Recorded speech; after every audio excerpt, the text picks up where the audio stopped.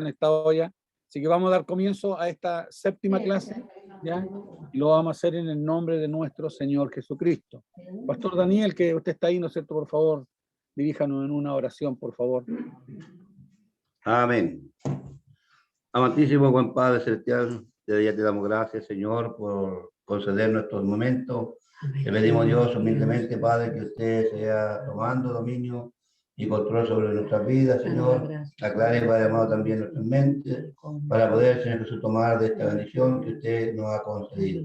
Señor, te Padre amado, también con nuestro pastor Carlos, Padre amado, colocando, Señor Jesús, desde ya, Señor Jesús, gracias, Padre amado, para que nos pueda hablar por intermedio, Señor Jesús, de esta plataforma.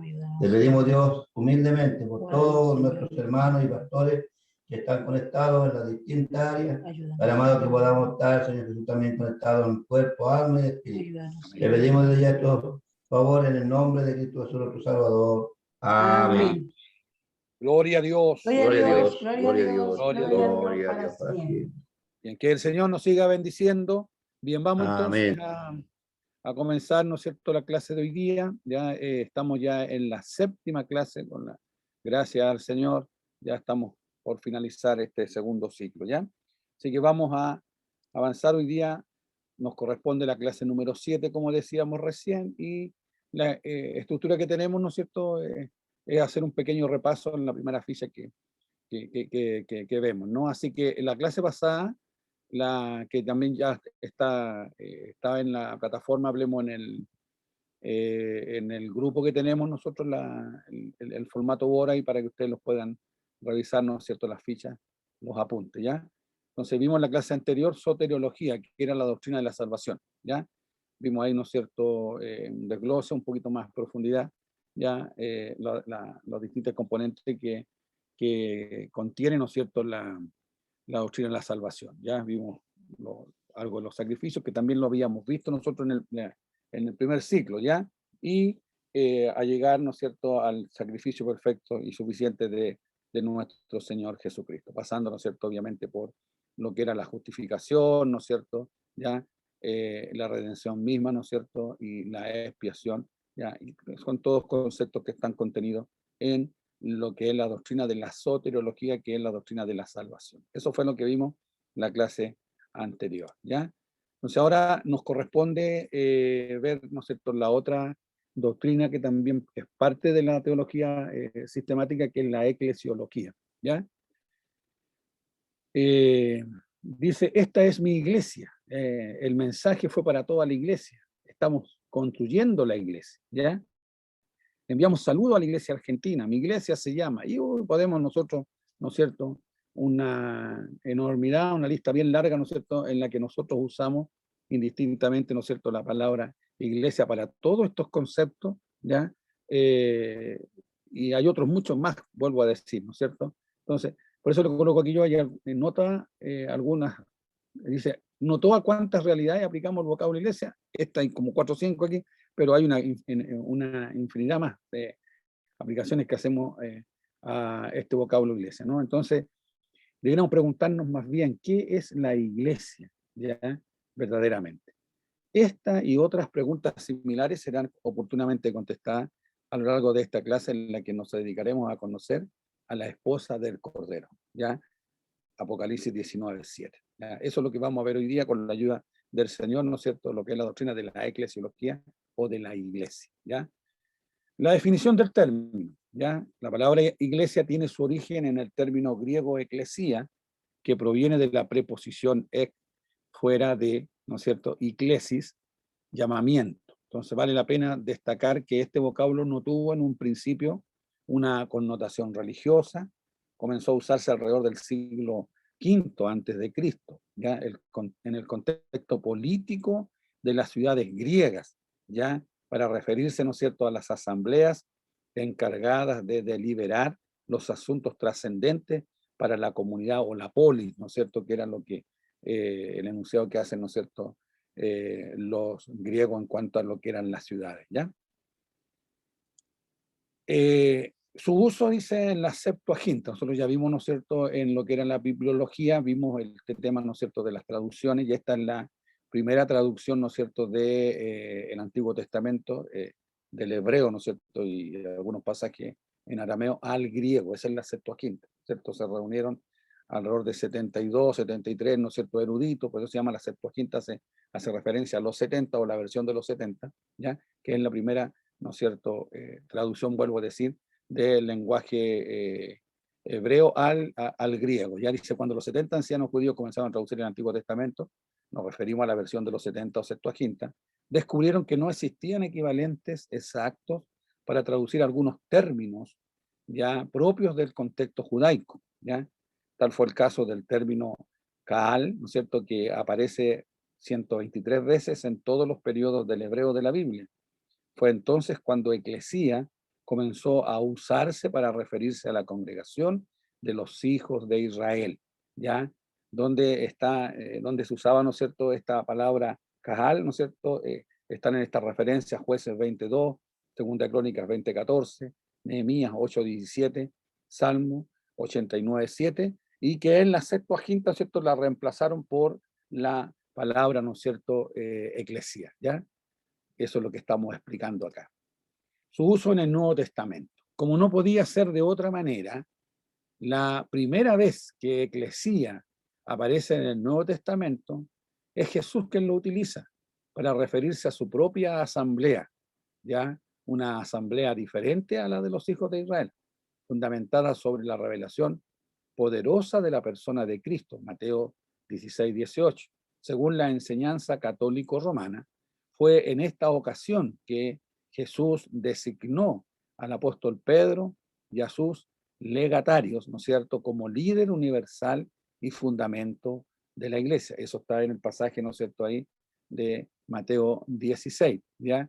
De este hecho se desprende la doctrina del papado. Acuérdense que, ¿no es cierto?, la Iglesia Católica reconoce y designa a Pedro como el primer papa, ¿no es cierto? Y resulta que la Iglesia se vino a estructurar, ¿no es cierto?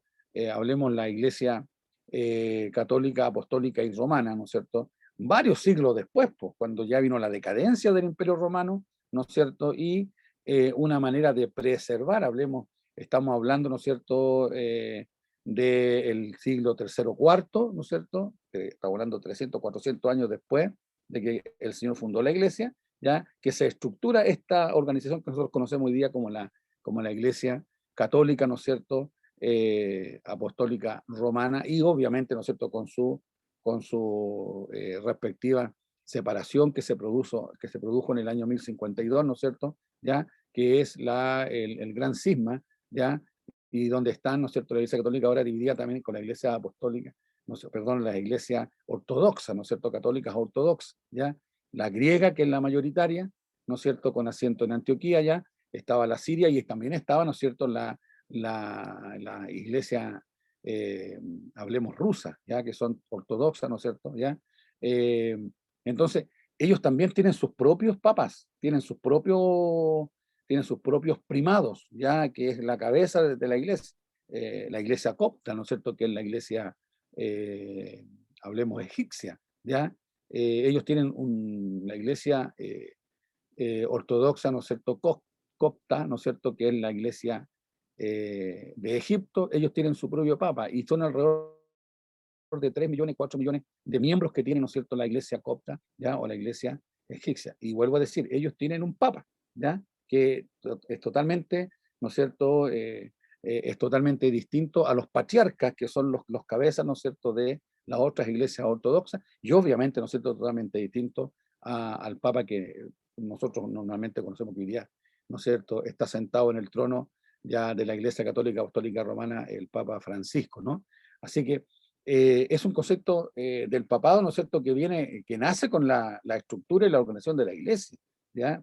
4 o 5 siglos después que el Señor establece, ¿no es cierto?, y este diálogo con Pedro. Pedro nunca supo, ¿no es cierto?, y nunca fue coronado como papa, ¿ya? Sino que eso es una imposición que ha hecho, ¿no es cierto?, la Iglesia Católica para poner, ¿no es cierto?, esta sucesión, ¿no es cierto?, y ellos dicen que el Papa Francisco, en este caso, ¿no es cierto?, es el sucesor de Pedro, ya como primado de la iglesia. Ya, así que Se toman obviamente, ¿no es cierto?, y todas esas conjeturas se sacan de este establecimiento que Cristo hace de su propia asamblea. ¿Cuál era la asamblea de Jesús? Los apóstoles, los dos. Es que Jesús no tuvo una mega iglesia. Jesús instruyó a 12 personas, ¿no es cierto? Y por eso y les instruyó, ¿no es cierto?, acabadamente, ¿no es cierto?, los reprendió, los capacitó, ¿ya? ¿Para qué? Para que ellos después, una vez que Él ascendiera al cielo y viniera el Consolador, que es el Espíritu Santo, este es el que iba, ¿no es cierto?, a establecer, ya por medio de estos instrumentos, ¿no es cierto?, la iglesia visible o la iglesia militante, ¿ya? Como líder universal y fundamento de la iglesia, ya esto es lo que dice la Iglesia Católica, de este hecho se desprende la doctrina del papado, según la cual el sucesor de Pedro es constituido la cabeza suprema de la iglesia. Desde nuestra perspectiva teológica, una interpretación como esta es completamente inadmisible, lo que estoy diciendo yo, puesto que la única cabeza de la iglesia universal, significado real del vocablo católico, eso significa católico, o sea, universal, ese es el concepto, ¿ya? Es la persona misma del Señor Jesucristo, esa es la cabeza, ¿ya? Aquí no hay otra cabeza, ¿no es cierto?, visible de la iglesia, sino Jesucristo. ¿Y dónde está la base bíblica? Ahí tiene usted Efesios 4:15, ¿no es cierto?, 5 y 23 y Colosenses 2:19. Admitiendo pues que indiscutiblemente solo Cristo puede ocupar un lugar de preeminencia como este, cabeza de la iglesia, la doctrina del papado y la deducción de que Pedro sea el fundamento de la iglesia se hacen insostenibles. Refuerzo de nuestra postura es el acto del Señor de entregarle al apóstol las llaves del reino. Esta acción alude claramente a la relación laboral entre un Señor, en este caso Cristo, y un simple mayordomo siguiendo la figura de Pedro. No es que él sea, ¿no es cierto?, el principal, no, era él que iba, ¿no es cierto?, a realizar las tareas, obviamente como administrador y como un mayordomo, ¿no es cierto?, de la iglesia. Pero la cabeza de la iglesia, ¿no es cierto?, es Jesucristo. Diferencias con Israel. Como decíamos al principio del párrafo anterior, esta asamblea o congregación del Señor, los apóstoles, iba a ser diferente de la asamblea de los hijos de Israel. Aunque durante el primer siglo se interpretó el cristianismo como una secta del judaísmo, desde sus comienzos tuvo suficientes rasgos distintivos como para verlo como instituciones totalmente distintas o disímiles, ¿ya? Lewis Sperry Chafer, ¿no es cierto?, en su libro de teología sistemática, enumera 24 razones por las cuales Israel y la iglesia debieran verse como cosas diferentes. Citaremos a continuación solo las que se consideren pertinentes, ¿no es cierto?, para el estudio que estamos realizando hoy. Ya ¿no es cierto?, es un teólogo, obviamente, que escribió también, ¿no es cierto?, un libro de teología que yo también lo usé aquí como uno de los recursos, ¿no es cierto?, a consultar, ¿ya? Primero, la extensión de la revelación. ¿Ya? La revelación para Israel fue más extensa, casi 4/5 partes del total del contenido, pero para la iglesia fue más densa y conclusiva. ¿Ya? 2. El que encabeza, en el caso de Israel, es Abraham, la persona más representativa, el padre, ¿no es cierto?, de la nación, ¿ya? Con el cual Dios hizo el pacto, que lo validó, ¿no es cierto?, o lo revalidó en su hijo, ¿no es cierto?, Isaac, y nuevamente, ¿no es cierto?, lo revalidó con el nieto de Abraham, en este caso el hijo de Isaac, que era Jacob, ¿ya? Quien es el que, cumpliendo el tiempo, ¿no es cierto?, y lo que dentro del plan de Dios, ¿no es cierto?, es el que introduce, ¿no es cierto?, a los portadores de la promesa, ¿ya?, que Dios hizo con Abraham, ¿no es cierto?, lo introduce a Egipto. Dios tomó todo el medio, ¿no es cierto?, conocemos la historia ahí, ¿no es cierto?, de los hijos, la envidia que produjo ya en José, que esto lo quisieron matar y después, ¿no es cierto?, lo venden, ¿no es cierto?, como esclavo, y obviamente que Dios tomó todos los medios, ¿no es cierto?, y puso a José en un lugar de preeminencia, no menor, ¿no es cierto?, en el segundo cargo, después del faraón, del rey de Egipto, puso, ¿no es cierto?, como gobernador a José para permitir justamente que llegara, ¿no es cierto?, posteriormente, ya se cumplió el sueño, ¿no es cierto?, de que tuvo faraón de las 7 vacas gordas y las 7 vacas flacas, ya, y fue el tiempo y momento para que se estableciera, ¿no es cierto?, esa tribu nómade, ¿ya? Y llegaran, ¿no es cierto?, a la tierra de Gosén, la mejor tierra de Egipto, para que se constituyeran en una nación. Pero el origen, ¿no es cierto?, de todo ese proceso de la conformación de la nación de Israel, ¿ya? Y se cumple en lo que Dios le dijo a Abraham: en ti serán benditas todas las naciones de la tierra. Y no es menor, ¿no es cierto?, de que justamente es Abraham, ¿ya? El padre Abraham, ¿no es cierto?, es el fundador, ¿no es cierto?, de las tres religiones, ¿no es cierto?, monoteístas mayoritarias en el mundo. Hay tres religiones monoteístas, es decir, que adoramos a un solo Dios, ¿no es cierto?, de todas las religiones que hay en el mundo, ¿ya? El cristianismo, quien es el fundador, ¿no es cierto?, de quién viene la promesa, Abraham, ¿no es cierto?, obviamente con el cumplimiento, ¿no es cierto?, en Isaac, ¿ya? Están los musulmanes, otra religión que es, ¿no es cierto?, también monoteísta, mayoritaria también en el mundo, ¿no es cierto?, anda por ahí en cantidad de adherentes, ¿no es cierto?, que el cristianismo, ¿ya?, a nivel mundial, ¿ya? ¿Quién es el fundador, ¿no es cierto?, el fundamento? Abraham, pero no en Isaac, sino que en Esaú, ¿ya? Entonces, eh, tenemos después, ¿no es cierto?, decíamos, los cristianos, los musulmanes, ¿ya? Y la otra religión monoteísta, ¿no es cierto? Se me escapó ahora, ¿ya? No sé si alguien me puede soplar por ahí, ¿ya? Tenemos a los cristianos, los musulmanes y a los judíos, pues, el pueblo judío que estamos hablando recién acá, ¿no es cierto? Ni hablar, ¿no es cierto?, que los judíos también tienen, ¿no es cierto?, como su fuente del portador de la bendición y por lo tanto se continúan en nación, obviamente, ¿no es cierto?, en la promesa que Dios le hizo a Abraham. Dios nos bendiga, ¿no? Entonces, eh, 3, la nacionalidad. Israel pertenece a la tierra y al sistema del mundo. En contraposición a esto, la iglesia se compone de todas las naciones, inclusive Israel, y no mantiene ciudadanía aquí, pues los creyentes son extranjeros y peregrinos en esta tierra, ¿ya? El tratamiento divino en edades anteriores, Dios trató a través de las naciones. En la actualidad, cada individuo es responsable por sí mismo, ¿ya? 5, el sacerdocio. Israel tuvo un sacerdocio. La iglesia completa es un sacerdocio. Nosotros somos un pueblo de sacerdotes. Lo que se conoce, ¿no es cierto?, como la doctrina del sacerdocio universal, ¿ya? Nosotros no somos una casta especial. Por eso que en la iglesia, ¿no es cierto?, todos los que llegamos a la iglesia tenemos la posibilidad, Dios nos abre camino y nos puede ocupar como también, ¿no es cierto?, ministros de culto. Todos somos. Podemos leer la escritura, la podemos interpretar, ¿no es cierto? Y obviamente, ¿no es cierto?, también la podemos enseñar y la podemos transmitir, lo que estamos haciendo ahora acá, ¿ya? El sacerdocio en Israel, ¿no es cierto?, tuvo un sacerdocio exclusivo, Aarón, ¿no es cierto?, y la tribu de Leví, ahí apartó a Aarón, ¿no es cierto?, y los hijos de Aarón y los descendientes, ¿no es cierto?, son los que llevaban esta responsabilidad de realizar, ¿no es cierto?, todo el oficio sacerdotal. En la iglesia todos somos sacerdotes. 6. La posición.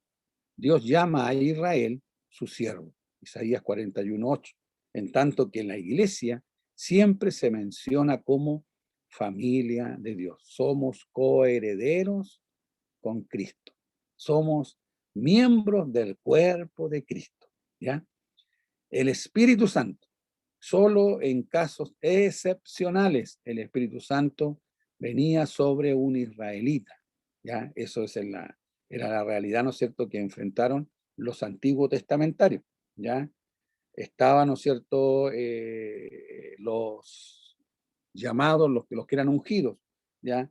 Habían generalmente, ¿no es cierto?, 3 tipos de ungidos que eran ungidos, así como vemos el cuadro ahí, ¿no es cierto?, en que Moisés está, ¿no es cierto?, ungiendo como sumo sacerdote a Aarón, eh, obedeciendo a lo que Dios le señaló cuando se instauró, ¿no es cierto?, y se construyó el tabernáculo y todo el sistema sacrificial y se estableció el sacerdocio, ¿no es cierto?, judío, ¿ya? Entonces, ahí vemos una cantidad, ¿no es cierto?, cuando uno analiza el Levítico, ¿no es cierto?, cuando se establece el ceremonial para consagrar a Aarón, hay todo un menjunje, una mezcla que se hace, ¿no es cierto?, de aceite, de otros líquidos ahí, ¿no es cierto?, para producir, ¿no es cierto?, el óleo para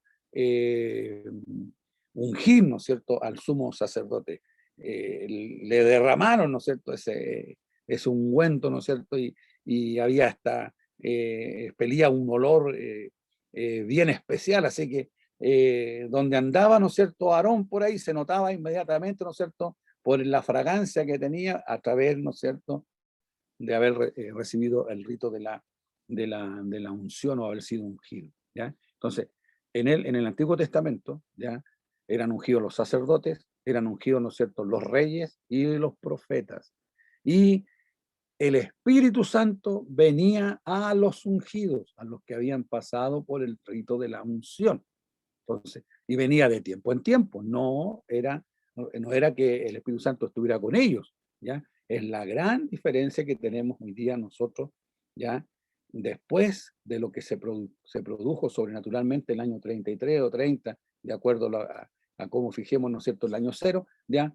De nuestra época, ¿no es cierto?, cuando estaba la iglesia reunida orando en el aposento alto, en la fiesta de Pentecostés se derramó el Espíritu Santo, cumplimiento de la promesa que Cristo había hecho por lo menos una semanita antes de ascender al cielo. Les dijo: no se vayan de Israel, no salgan de Jerusalén hasta que descienda sobre ustedes el Espíritu Santo, y ahí recibirán y serán investidos de poder. Y una vez que han sido investidos de poder, pueden salir ahora a las naciones. Y eso es lo que hace el Espíritu Santo en nosotros hoy día. El Espíritu Santo desciende sobre la iglesia y está en medio de la iglesia. Él es nuestro paracleto. Él es nuestro ayudador, Él es quien nos sostiene, Él es el que nos anima, Él es el que nos esfuerza y Él es el que nos trae espíritu recordatorio para recordar todas las obras, ¿no es cierto?, que Dios ha hecho en nosotros, los mensajes, la palabra que Dios nos habla y cómo se muestra a través de su revelación, que es la palabra del Señor, y nos dice y nos insta, ¿no es cierto?, es el Espíritu Santo el que nos motiva, ¿ya?, para contar y decir cuán grandes cosas, ¿no es cierto?, ha hecho Dios con nosotros. Es la gran diferencia que tenemos con los antiguos testamentarios. Por eso es que nosotros podemos ver, ¿no es cierto?, por ejemplo, a Elías, ¿no es cierto?, el profeta Elías, que hay un cuadro portentoso ahí, ¿no es cierto?, cuando él confronta, dice, ¿no es cierto?, a los sacerdotes, ¿no es cierto?, de Baal, ¿no es cierto?, ¿ya? Y los degüella, dice, le corta el cuello, ¿no es cierto?, a más de 400 profetas falsos, ¿no es cierto?, que estaban instaurados en el pueblo de Israel, ¿no es cierto?, a través de la idolatría de los reyes de ese tiempo, ¿no es cierto? Y dice que Elías ya cortó, ¿no es cierto?, las gargantas de todos estos sacerdotes. Imagínese usted cuánta sangre, hermano, ¿no es cierto?, habrá caído ahí todo el tema, ¿ya? Y con la unción, porque el Espíritu Santo estaba sobre él. Pero ¿qué es lo que pasa? ¿No es cierto? Cuando le avisan, ¿no es cierto?, que la reina lo iba a matar porque le había matado a sus sacerdotes, ¿ya? ¿Qué es lo que hace? Sale, huye. ¿Por qué? Porque ya el Espíritu no estaba con él. ¿Se da cuenta? Ese es un ejemplo práctico, ¿no es cierto?, de la gran diferencia que vivieron los grandes hombres de Dios, ¿no es cierto?, que eran ungidos y escogidos por el Señor, que el Espíritu venía de tiempo en tiempo sobre él. Hoy, todo miembro de la iglesia es su morada. Cristo dijo: ya no habitaré más en templos hechos de mano de hombre. ¿Qué está diciendo Jesús, no es cierto, con eso? Él está evocando, ¿no es cierto?, el tabernáculo primero, y el templo, ¿no es cierto?, el templo que fue construido, ¿no es cierto?, en el tiempo de Salomón, ¿ya? Y posteriormente, ¿no es cierto?, el segundo templo, ese templo que estaba cuando él ejerció su ministerio público en Jerusalén, que fue destruido el año 70 por Tito, ¿no es cierto?, y que nunca más ha sido reconstruido. Hoy día, en la actualidad, en ese lugar, en Jerusalén, en el lugar, ¿no es cierto?, del templo, ¿ya? Hoy día hay una mezquita, porque eso pertenece, ¿no es cierto?, a la jurisdicción, ¿ya?, de la iglesia musulmana. Acuérdense que Israel está, ¿no es cierto?, jurisdiccionalmente dividido en tres barrios mayoritarios: el barrio judío, el barrio cristiano y el barrio musulmán. Y el templo, ¿no es cierto?, hoy día está justamente, ¿no es cierto?, es el límite entre lo que es el barrio judío con el barrio islámico, ahí está el muro de los lamentos, ¿no es cierto?, que es el lugar más sagrado que tienen los judíos, ¿no es cierto?, ¿ya? Ese es el muro exterior de lo que era el lugar donde estaba, ¿no es cierto?, erigido el templo, ya que fue destruido, ¿ya? Y hoy, en el lugar mismo donde estaba el templo, hoy día hay una mezquita, ¿no es cierto?, que todo lo hablemos en las fotografías que hay de Jerusalén, del centro de Jerusalén, muestran, ¿no es cierto?, una cúpula de oro, porque es de oro, ¿ah? La cúpula de esa mezquita, ¿no es cierto?, un medio círculo, ¿no es cierto?, que brilla ahí, ¿ya? Esa es la mezquita de la Roca, se llama, ¿ya?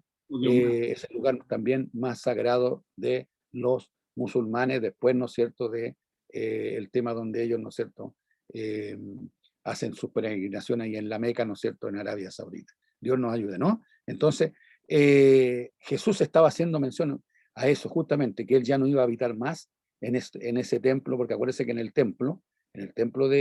tabernáculo primero, en el templo que construyó, ¿no es cierto?, Salomón, y que después fue restaurado, ¿no es cierto?, ya, y que estaba en el templo en el tiempo de Jesús, ya, había la nave central, ¿no es cierto?, ya, tenía dos habitaciones, una que era el lugar santo, hasta donde podían llegar los sacerdotes todos los días, ¿no es cierto?, a realizar ya el acto del incienso, ¿no es cierto?, el tema de los panes, ¿no es cierto?, de la proposición, ya, pero el lugar santísimo estaba separado, ¿no es cierto?, por una cortina gruesa ahí, ya estaba el lugar santísimo donde el sumo sacerdote podía entrar solamente una vez al año para hacer, ¿no es cierto?, ya el sacrificio de expiación por la nación, ya, y en ese lugar estaba contenida el arca del pacto, ya, el arca del pacto, ya, y que prefiguraba, ¿no es cierto?, simbolizaba ese lugar, tanto en el tabernáculo, después en el templo, la presencia de Dios en medio del pueblo, ¿ya? Eso es lo que simbolizaba ese lugar. Por eso es cuando Cristo es crucificado, ¿no es cierto?, el fenómeno sobrenatural que se produce, ¿ya?, y que hay hechos verídicos que afirman, ¿no?, lo que sucedió en ese terremoto que se produjo, en ese eclipse que se produjo, que se oscureció, ¿no es cierto?, ¿ya? Jerusalén se produjo, ¿no es cierto?, en ese movimiento de tierra, en el templo, ¿ya?, que fue a las 3 de la tarde, estaban haciendo el sacrificio a las 3 de la tarde, y se rajó el velo de arriba a abajo, prefigurando ahora que ya no hay más, ¿no es cierto?, interferencia, no hay más división entre la presencia de Dios y los oferentes, en este caso, los que nos queremos acercar a Él. ¿Por qué? Porque Cristo es el puente. A través de Cristo nosotros podemos acceder directamente a la presencia del Señor. Dios nos bendiga, Dios nos guarde. Entonces, eso es lo que está diciendo Jesús cuando dice, ya no habitaré más en templo hecho por mano de hombre, sino que en el corazón del hombre, ¿ya? Él hace morada en cada uno de nosotros. Y esa es la bendición que tenemos nosotros hoy día, de que el Espíritu Santo está 24/7 con nosotros. Dios nos bendiga, Dios nos guarde, ¿no? Dice, definición del concepto. Si la iglesia es una institución en sí misma, valdría la pena definirla de manera propia y para hacerlo así deberíamos examinar el vocablo en 3 aspectos, el teológico, bíblico y castellano, ¿ya? Vamos por el último, dice definición del castellano. Empezando por el último, diremos que semánticamente hablando, el término iglesia abarca una amplia gama de significados. El diccionario de la Real Academia Española aprueba al menos 10 acepciones o 10, ¿no es cierto?, significados para el vocablo iglesia. Primero, congregación de los fieles cristianos en virtud del bautismo, ¿ya? Conjunto del clero y pueblo de un país donde el cristianismo tiene adeptos. La iglesia latina, lo que hablábamos recién, ¿no es cierto?, la iglesia griega, ¿ya? Y nosotros hoy día los protestantes, ¿ya? 3, estado eclesiástico, que comprende a todos los ordenados, ¿ya? Por lo menos nosotros en nuestro nuevo estatuto, en la reforma que se hizo hace algunos años atrás, ¿no es cierto?, se estableció, ¿no es cierto?, 2 categorías de miembros de nuestra iglesia. Ya antiguamente, en el estatuto antiguo, sobre todo cuando veníamos de la corporación, cuando éramos derecho privado, ya había solamente, ¿no es cierto?, un solo miembro, que eran los miembros ordenados, es decir, los pastores, en todo su grado. Pastor probando, ¿no es cierto?, diácono, pastor presbítero, ya eran los miembros de la iglesia, ya por estatuto, ya, y no estaban considerados los miembros, hablemos en este caso los laicos o los hermanos de las congregaciones.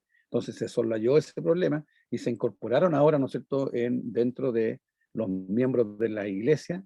Entonces tenemos a los miembros ordenados, que son los que pasamos por el rito de la ordenación, es decir, del ungimiento. Ahí están los pastores, ¿no es cierto? Pastor probando, diácono, ¿no es cierto? Y pastor presbítero, ¿ya? Esos son los miembros ordenados, y están los miembros no ordenados. No dice desordenados, porque no hay que confundir, ¿no es cierto?, el concepto. Para algunos hermanos, nosotros somos desordenados. No, no.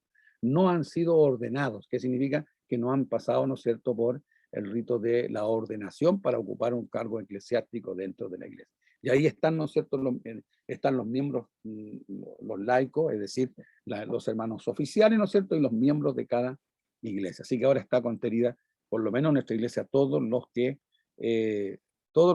hermanos, que son los no ordenados, y los ordenados, ¿no es cierto?, que son los que han recibido una unción ya y tienen un grado eclesiástico.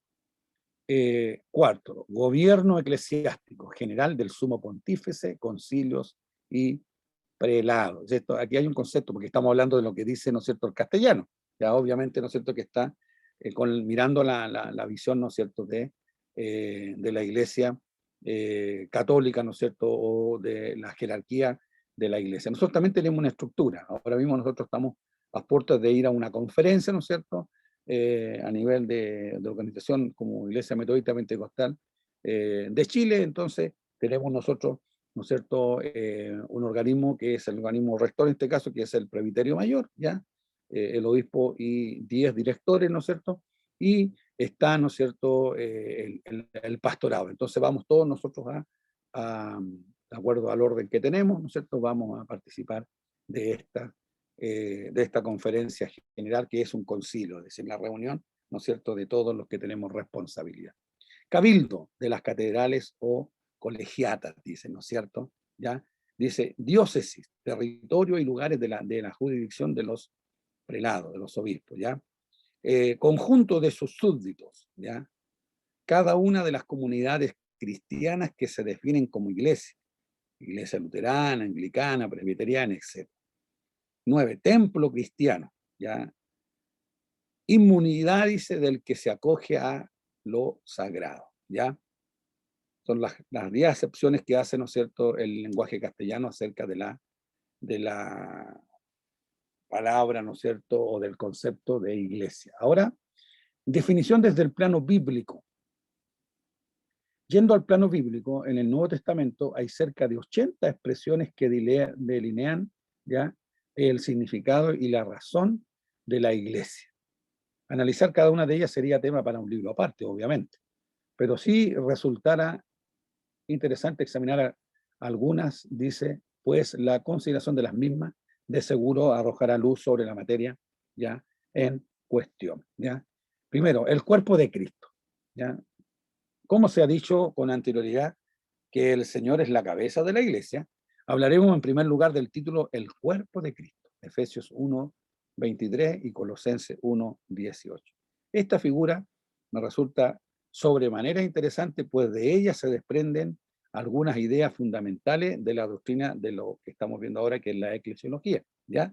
Entonces aquí hay una gráfica, ¿no es cierto?, más o menos, ¿ya?, que soy miembro del cuerpo de Cristo, ¿cierto? Cristo, el cuerpo de Cristo completo es la iglesia. Ahí está, ¿no es cierto?, Cristo resucitado del sacrificio de la cruz, ¿no es cierto?, al sepulcro, y ya resucitado porque Él vive y vive eternamente, ¿no? Dice ahí, superioridad de Cristo. En primer lugar, la figura de cabeza-cuerpo hace resaltar la superioridad de Cristo sobre todos los miembros.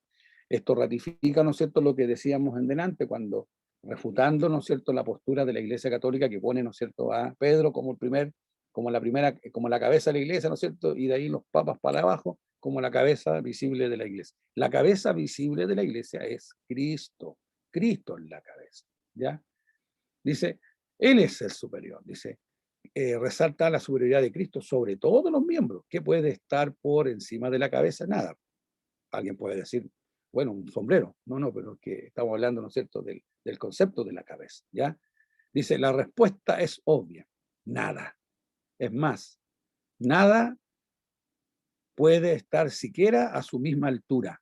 Quizá usted me dirá, bueno, aún la cabeza depende del funcionamiento de otros órganos, como el corazón. Sí, se sorprenderá, dice, si le cuento que hasta el latido cardíaco depende del funcionamiento cerebral. Asombrosamente, el cerebro puede sobrevivir unos minutos a la muerte cardíaca, ¿ya? Pero la muerte cerebral llega a impedir el funcionamiento de los órganos vitales, ¿ya? Entonces, tenemos aquí la figura. Cristo es la cabeza de la iglesia, ¿no es cierto? En el cuerpo están los creyentes, somos su cuerpo, todos los creyentes, ¿ya? Porque la iglesia es el cuerpo de Cristo, ¿ya? Subordinación y dependencia. De esta verdad se desprende la segunda, ¿ya? Subordinación y dependencia. Todos los miembros del cuerpo deben estar subordinados a la cabeza, pues dependen de ella. Imagine que su mano despierte un día y le diga, me cansé, de ahora en más voy a tomar mi vida por mi cuenta. Sería ridículo, ¿no?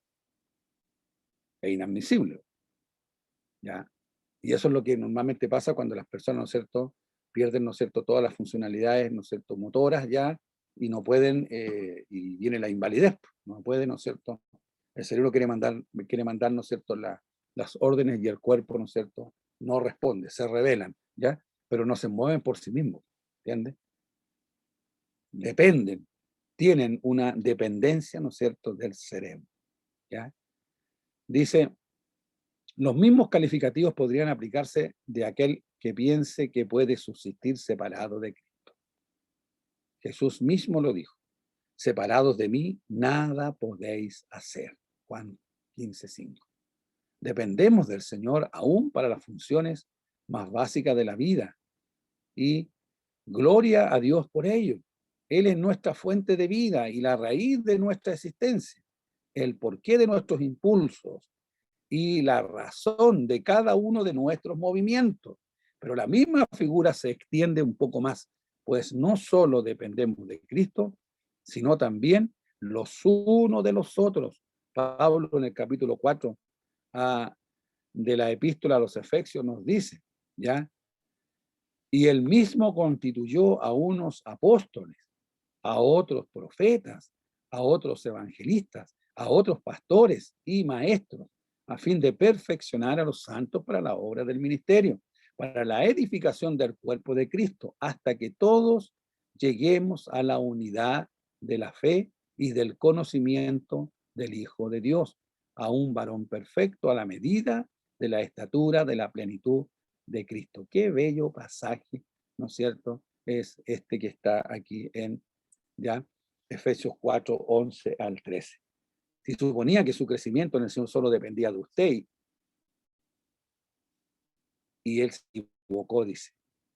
Cada cristiano depende del resto de los cristianos para alcanzar la medida de la estatura de la plenitud de Cristo. De esta manera, si todos dependemos de todos, la diferencia entre los miembros vienen a ser solamente funcionales y no de categoría. Con esto volvemos al punto inicial, solamente Cristo es superior al resto del cuerpo, los demás somos todos miembros los unos de los otros. Entonces, ¿qué es lo que ha pasado? Que la tradición, ¿no es cierto?, el tema de la jerarquía, ¿no es cierto?, de la Iglesia Católica, usted ve, ¿no es cierto?, los sacerdotes tienen un orden ahí, ¿no es cierto?, y eso es un orden autoritativo, ¿ya? Es jerárquico, entonces el obispo, ¿no es cierto?, es el obispo y por ende, ¿no es cierto?, merecedor, ¿no es cierto?, de toda reverencia, ¿ya? Y ahí viene la costumbre, ¿no es cierto?, de que los miembros inferiores, ¿no es cierto?, tienen que besarle, ¿no es cierto?, el anillo a los prelados, ¿ya? Y déjeme decirle que lamentablemente eso también ha corrompido y ha entrado, ¿no es cierto?, al mundo evangélico, ¿ya? Hoy día eso se conoce, ¿no es cierto?, como el caudillismo, ¿no es cierto?, el apropiarle a las personas, ¿no es cierto?, a los dirigentes, ¿ya?, cualidades sobrenaturales y comenzarlos a adorar, ¿ya? No, no, Dios nos libre a nosotros, ¿ya? Aquí la cabeza, ¿no es cierto?, es el Señor y todos somos iguales, que tenemos distintas, por decir, trabajos, tareas dentro de la iglesia. Esos son los cargos, esas son las honras que tenemos. Tenemos distinta funcionalidad, pero todos tenemos la misma calidad de miembros del cuerpo de Cristo. Para el Señor somos todos iguales. Dios nos ayude, ¿no? Nadie aquí vale más que otro. No, no, no. Los cargos, ¿no es cierto?, no son nada más que para que nosotros podamos desempeñar bien la tarea, ¿no es cierto?, de dar a conocer el mensaje, la buena noticia, la salvación, el evangelio. ¿Ya? Aquí está la composición de la iglesia, ¿ves? Volví atrás. ¿Cómo es la organización de la iglesia? ¿No es cierto? ¿Ya? Tenemos la iglesia local, ¿ya? La cabeza de la iglesia local, ¿quién es? Cristo, ¿ya? Él es la cabeza. Colosenses 1:18, ¿ya? Dice, Jesús habla por medio de los apóstoles en el Nuevo Testamento, Hebreo 1, del 1 al 2. No hay otra cabeza ni autoridad sobre la iglesia, sino Jesús, ¿ya? De ahí vienen, de los hombritos para abajo, ¿no es cierto?, viene la constitución de la iglesia, los líderes. Entonces tenemos, como lo leímos, ¿no es cierto?, hablemos la ficha anterior, ¿no es cierto?, decía que los líderes tenemos ancianos, tenemos diáconos, tenemos predicadores, maestros, ¿ya? Y ahí están las referencias, ¿ya? Hechos 6, del 1 al 6, 20, 17 y 28, 1 Timoteo 3, del 1 al 13, y Tito, ¿no es cierto?, 1, 5 al 9, y Hebreos 13, 17, ¿ya? Están los distintos líderes, ¿no es cierto? La iglesia en el comienzo, la iglesia primitiva, ¿no es cierto?, tenía solamente dos tipos de dirigentes, tenía los ancianos, ¿no es cierto?, y los, ya, obispos, ¿ya?, que eran los líderes, ¿no es cierto?, hablemos que estaban al frente de la iglesia local, ¿ya? Tenemos el cuerpo, ¿no es cierto?, que es la iglesia. 1 Corintios 12, 12 al 27, ¿no es cierto?, Colosenses 1, 18. Se llama cristianos y consiste de los miembros o los santos individuos, es decir, los que están salvos en Cristo. Gálatas 3, 27. Fueron añadidas a la iglesia por el Señor, Hechos 2, 47, y es, somos nosotros los componentes, ¿no es cierto?, de el cuerpo del Señor. ¿Ah? ¿Ya? Tenemos la congregación local, ¿ya? Hechos 2, 47, Efesios 4, 11 y 12. Cada congregación puede incluir evangelistas, maestros, ancianos, diáconos entre los miembros. No todas tienen ancianos. Cada una siempre ha sido autónoma. No hay ejemplo en la Biblia de que una tuvo control ni derecho sobre otra congregación. Tampoco hay una oficina central que manda a las congregaciones. Ya estamos hablando en forma general, ¿no es cierto? Obviamente que cada organización en cada país, ¿no es cierto?, tiene organizaciones, han salido las famosas denominaciones, ¿ya?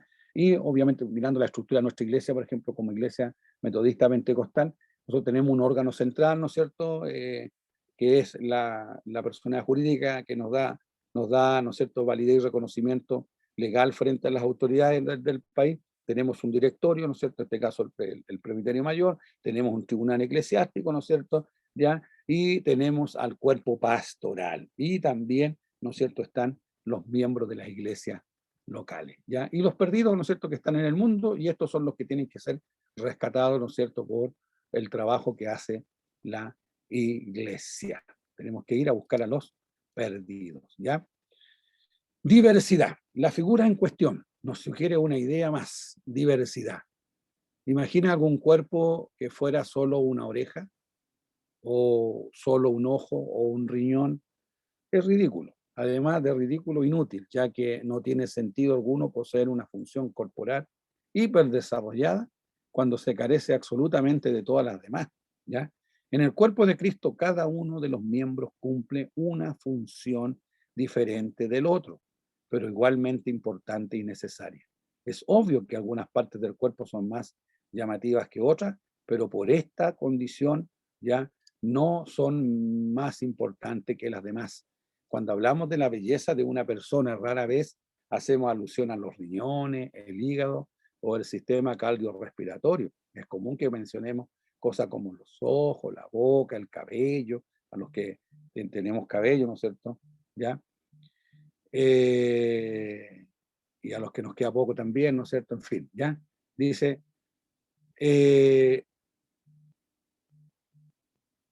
aquí, en el cuerpo de Cristo, cada uno de los miembros cumple una función diferente del otro, pero igualmente importantes y necesarias. Es obvio que algunas partes del cuerpo son más llamativas que otras, pero por esta condición, ya, no, me fui para atrás, no son más importantes que las demás. Cuando hablamos de la belleza de una persona, rara vez hacemos alusión a los riñones, hígado, sistema cardiorrespiratorio. Es común que mencionemos cosas como los ojos, la boca o el cabello. Del mismo modo, nos parecen más interesantes aquellas funciones. Carlos, Rode, mira, está llamando el pastor Oraldo. Dile que estoy dando. Contéstale, por favor, dile que estoy, el pastor Oraldo, dile que estoy dando clase. Disculpe, no, me está llamando un pastor del sector. Dice, del mismo modo, nos parecen más interesantes aquellas funciones ministeriales más visibles, sobre todo las relacionadas con el púlpito. Pero si todos fuéramos predicadores, músicos o maestros, equivaldría a ser todo oreja, ojo o cabello.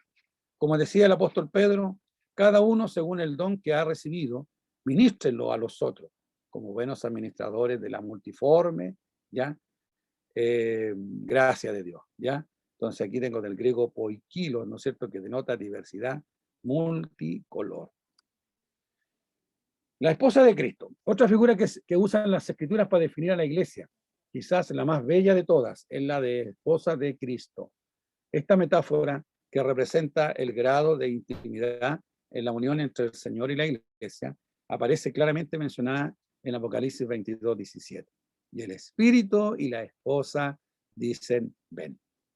El vocablo griego que aquí se utiliza para esposa es nymfe.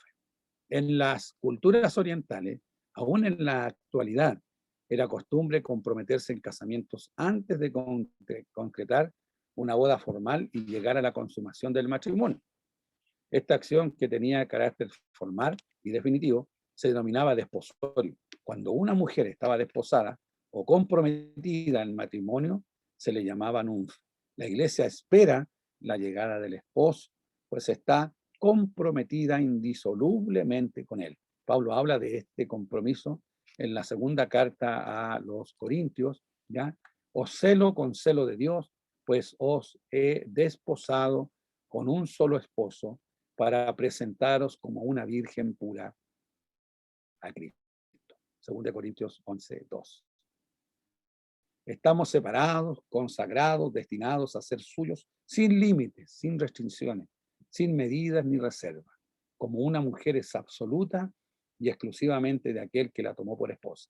Esta idea de separación exclusiva se traduce en el uso del término vas, del griego sebos, para referirse a la esposa, 1 Tesalonicenses 4:4. La profundidad de la relación entre estos dos seres separados, el uno para el otro, ilustra lo intenso del vínculo entre Cristo y su esposa o su iglesia. Pablo recomienda a los esposos amar a sus mujeres hasta el extremo de la autoentrega, pues de esta manera el Señor amó a la iglesia. Y esta, como debiera hacerlo toda buena esposa, debe responder a este amor por medio de la sujeción. ¿Ya? Efesios 5, 27 al 25. Otro concepto, el pueblo de Dios. El pueblo de Dios somos todos, y si cada uno de nosotros llamados para continuar con la construcción del reino de Dios y la civilización del amor. El Salmo 103 dice, pueblo suyo somos y ovejas de su prado. Esa es la próxima descripción de la iglesia. Pedro, en su segunda epístola, declara que Dios nos ha adquirido como su posesión. Segunda de Pedro 2:9. El vocablo que aquí se traduce a adquirir es peripoiesis, ya, peripoiesis, ahí, que da la idea de poner un cerco alrededor del bien adquirido y así delimitar la posesión. Ninguna idea puede estar más relacionada con el concepto de santidad que esta. Como pueblo suyo somos santos, separados, cercados para Él. Por supuesto, como en cualquier otro caso, conseguir una membresía en tan selecto grupo no es cosa sencilla. Existen ciertas condiciones que se deben cumplir para lograr una membresía o ser parte, ¿no es cierto?, del pueblo de Dios, que es lo que vamos a ver ahora, ¿ya? Condición de membresía, ¿ya? Ahí está la ficha, ¿no es cierto?, de esa importante pasaje que reafirma, ¿no es cierto?, esta doctrina, que es la conversación que tuvo, ¿no es cierto?, Jesús con Nicodemo, ¿cierto? Tienes que nacer de nuevo, ¿ya? Dice, condición de beneficio. Las dos condiciones indispensables están claramente expresadas en el Evangelio de Juan, capítulo 3, verso 5. El que no naciere de agua y del Espíritu no puede entrar al reino de Dios. Hemos hablado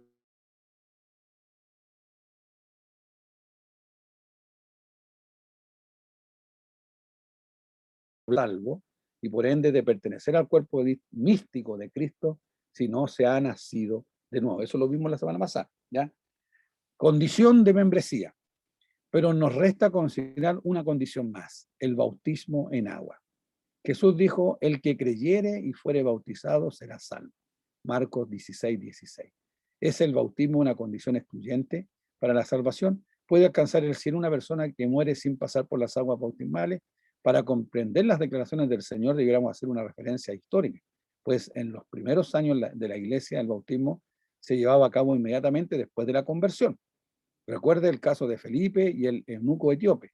Una vez que el funcionario de Candace, ¿no es cierto?, hubo comprendido el mensaje del Evangelio, le tuvieron el carro en un lugar donde había agua, ¿no es cierto?, y Felipe lo bautizó, Hechos 8, 26, 40. Sin ir más lejos, la predicación apostólica incluía siempre una referencia a la necesidad de ser bautizado, Hechos 2, 38, 10, 48. Hoy en día, debido a la institucionalización de esta ceremonia, suele transcurrir cierta cantidad de tiempo entre el nuevo nacimiento y la concreción del bautismo.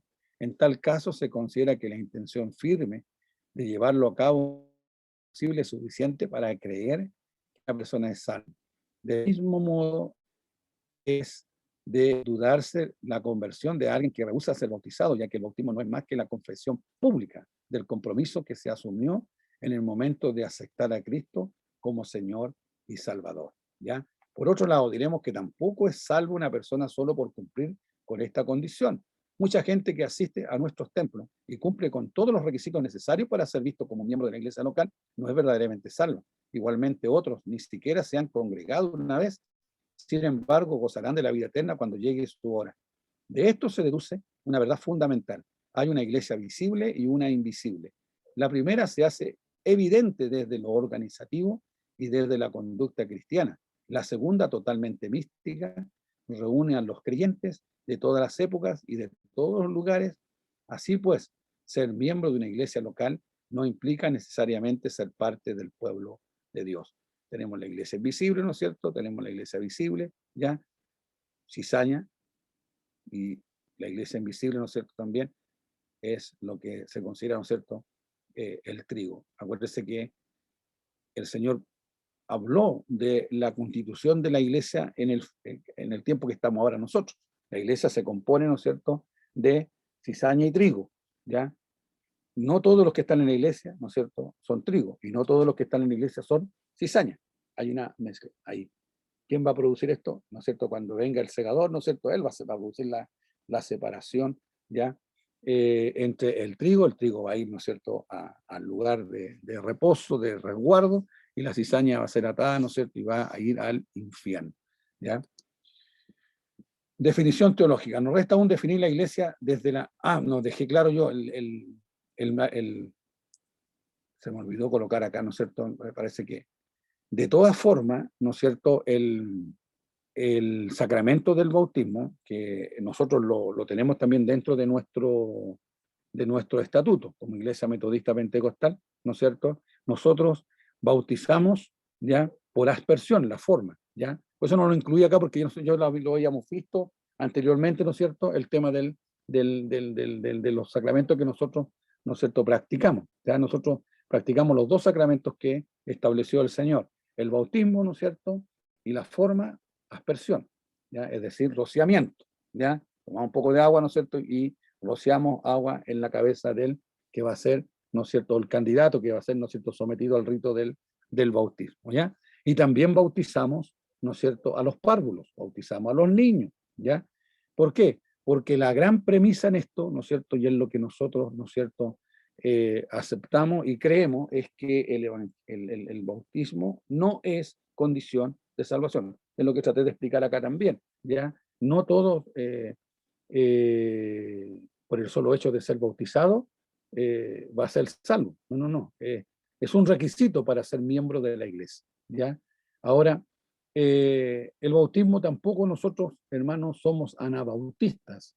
¿Qué significa eso? Que los rebautizadores, que fue una polémica que se dio 2 siglos atrás, cuando nace, ¿no es cierto? Hablemos, y empiezan a proliferar, ¿no es cierto?, todas las denominaciones protestantes y evangélicas, ¿ya? Nace la iglesia bautista, por ejemplo, ¿no es cierto? Y de ahí, ¿no es cierto?, hay una tendencia en muchas iglesias evangélicas contemporáneas, ¿no es cierto?, de exigir que la persona, ¿no es cierto?, que se integra a la iglesia, se someta al bautismo, ¿no es cierto?, aunque haya sido bautizado como niño, lo invalida. No, el bautismo es un simbolismo, ¿ya? Y cuando nosotros aceptamos el bautismo de los niños, por eso que el que hace el compromiso frente al ministro que está oficiando, ya es el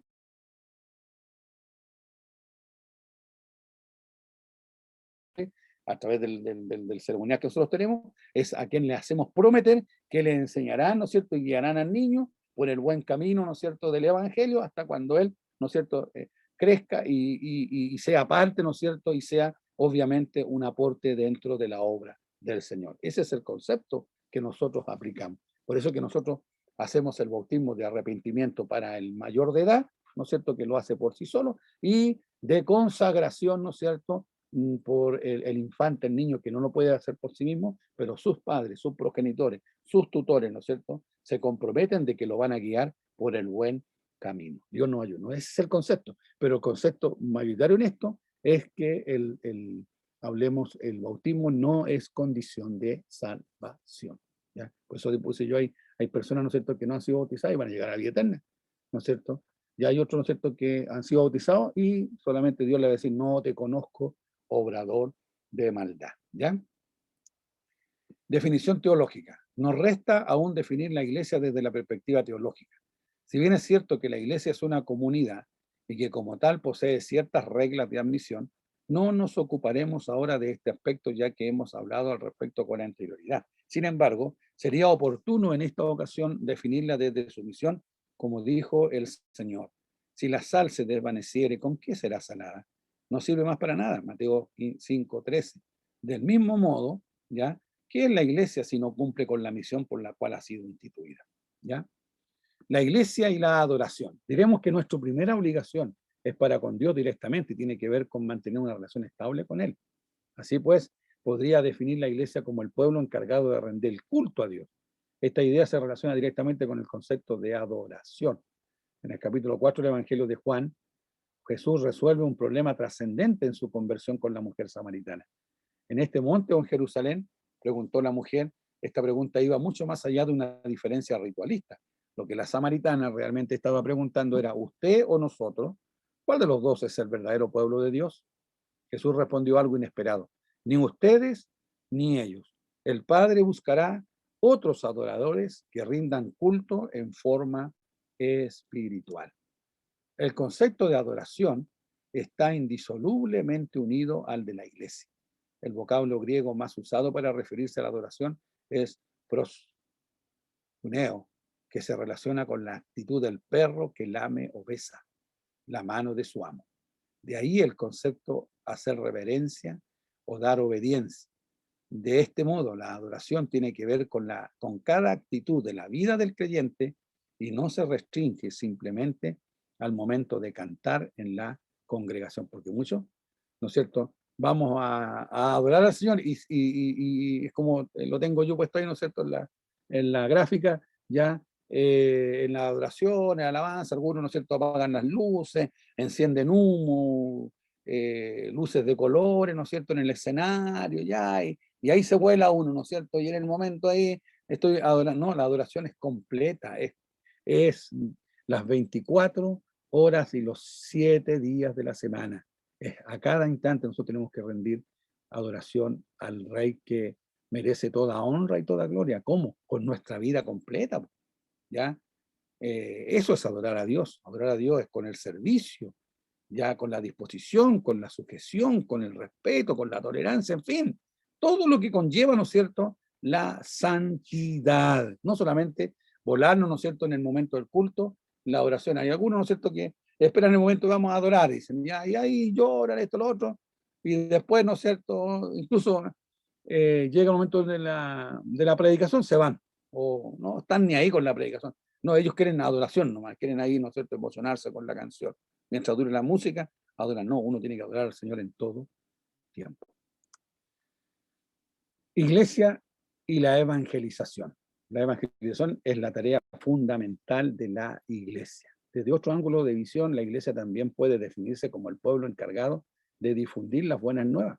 Quizá este sea el punto sobre el que mayor énfasis se haga cuando se habla de la función de la iglesia, ¿ya? En la tierra, ¿ya? Jesús mismo debió mencionar su autoridad antes de pronunciar la gran comisión. Toda potestad me es dada en el cielo y en la tierra, por tanto ir y hacer discípulos a todas las naciones.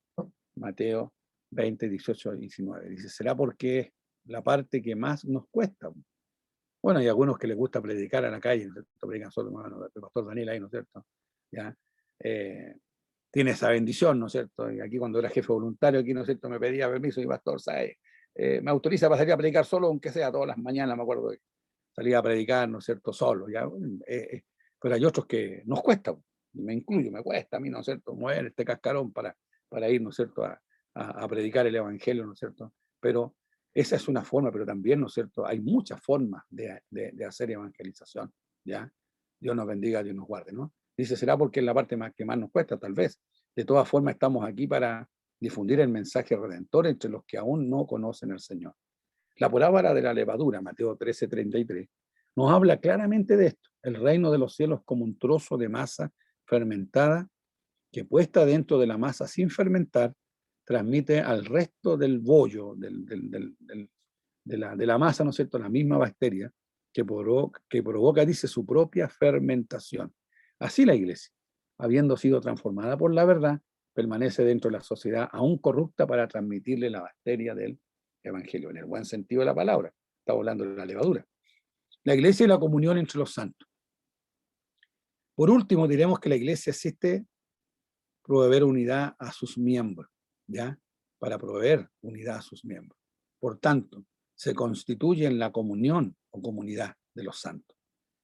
Si duda habrá oído alguna vez el vocablo coinonía, ¿cierto? Muchos lo usan porque como que pega cuando el predicador, ¿no es cierto?, vamos a hablar de comunión, decir, no, bueno, vamos a tener, ojalá tengamos una buena coinonía, dicen, que sabe harto esta persona, está hablando lengua, dicen algunos por ahí, ¿no es cierto? El concepto de coinonía, ¿no es cierto?, de comunidad, de comunión, ¿ya? Es indudable que el creyente poco a poco va perdiendo puntos de contacto con el mundo, ya no piensa como antes, sus prioridades no son las mismas, no tiene los mismos anhelos y por supuesto su conducta va siendo modificada a tal grado que la gente que le rodea deja de comprenderlo hasta de aceptarlo. ¿Dónde puede entonces el redimido encontrar refugio y comprensión? Jesús dijo, este es mi mandamiento, que os améis unos a otros como yo os he amado. Juan 15:12. Y también rogó al Padre antes de partir para que todos sean uno como tú, oh Padre, en mí y yo en ti, que también ellos sean uno en nosotros, para que el mundo crea que tú me enviaste. 17:21 en Juan.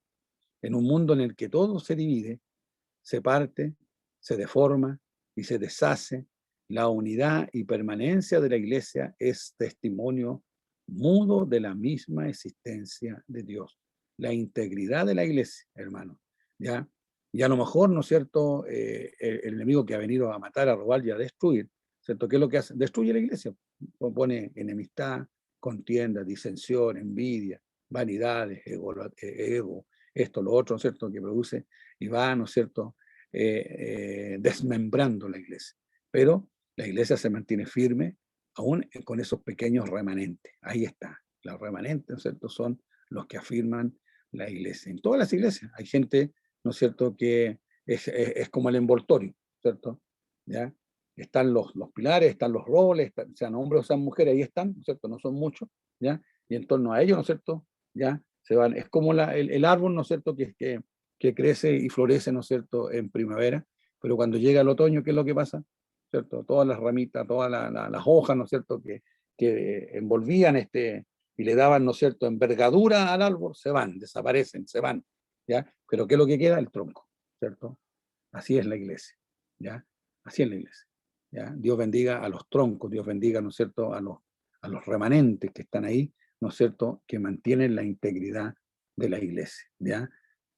Dios nos ayude para podernos amar, ¿ya? Y podernos tolerar y podernos, ¿no es cierto?, soportar los unos a los otros, ¿ya?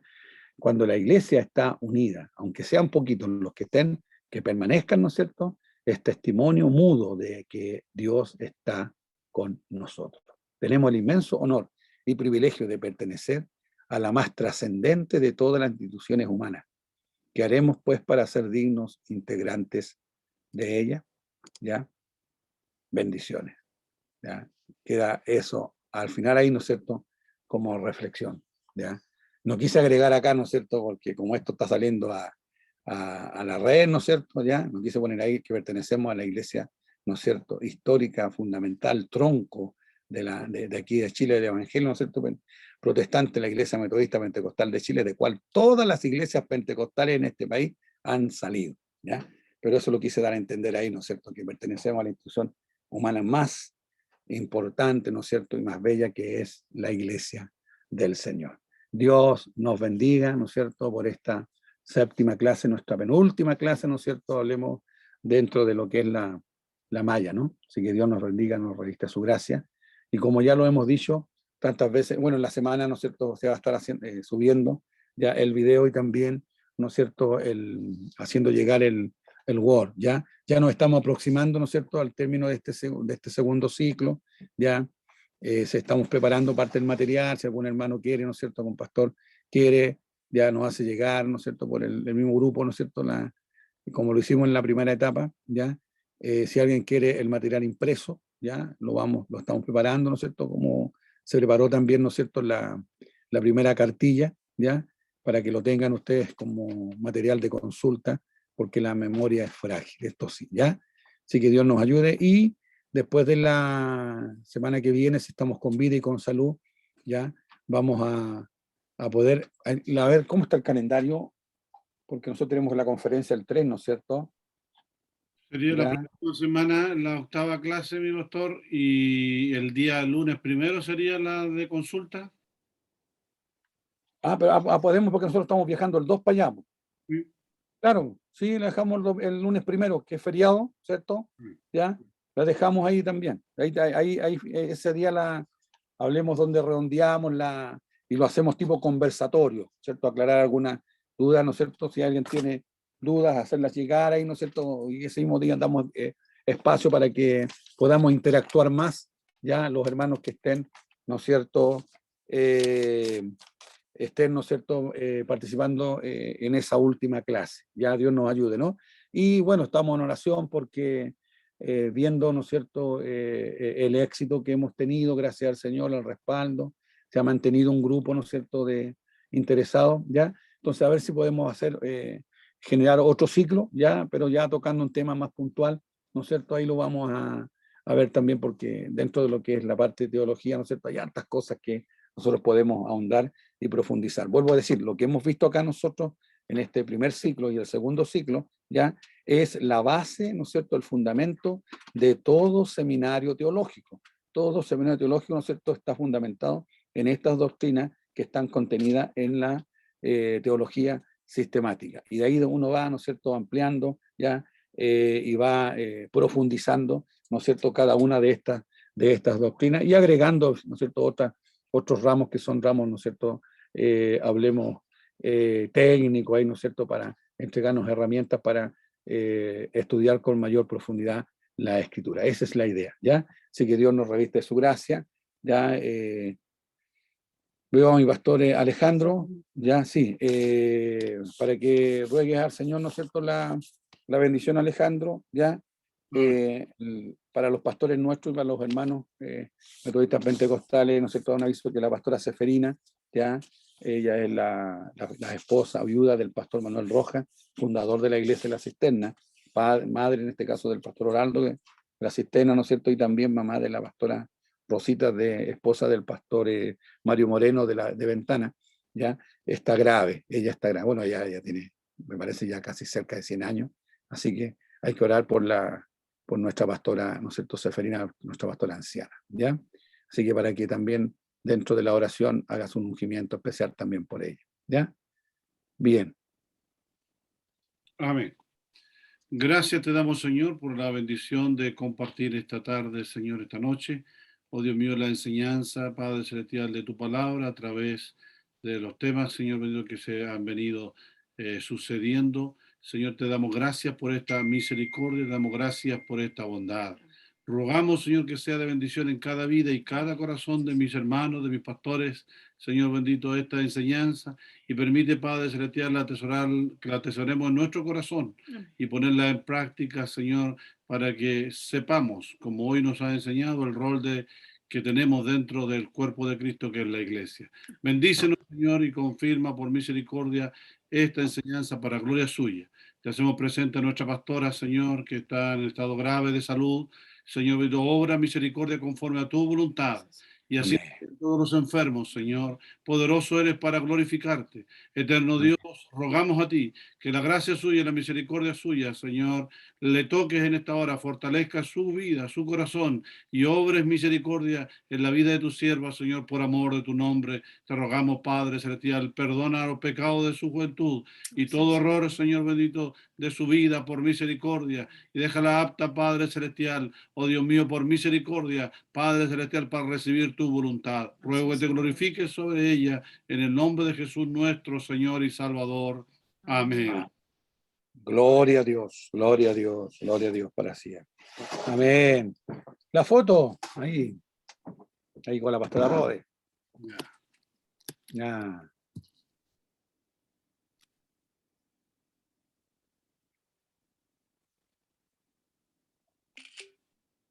Ya, Ya, perfecto. ya. Bueno, vieron 23 participantes hoy día. Bueno. Amén. Ya ahí está. Quedando el registro. Registro fotográfico. Perfecto. Sí. Dios le bendiga grandemente a todos mis Bendiciones. hermanos. Amén. Bendiciones, Saludos a mi pastora. Muchas gracias, mi pastor. Muchas Saludos. gracias. Bendiciones a todos. Buenas noches, Dios les bendiga. Buenas noches, Dios les bendiga. Buenas noches, mis pastores. Saludos, Buenas Valle, noches. saludos Buenas noches. saludos a Amén. a la Muchas cisterna, gracias. saludos a Quilicura, saludos a todos lados. ¿Ya? Amén. Muchas bendiciones a todos. Ya, nos vemos con la ayuda del Señor el próximo lunes, con la ayuda del Señor. Estamos con vida y salud. Buenas noches. Buenas noches. Buenas noches. Saludos. Dios le bendiga. A Tania, bendiciones. Tania. Chao. Tania, ya está la Tania. Bendiciones. Ya. Chao, bendiciones. Tania.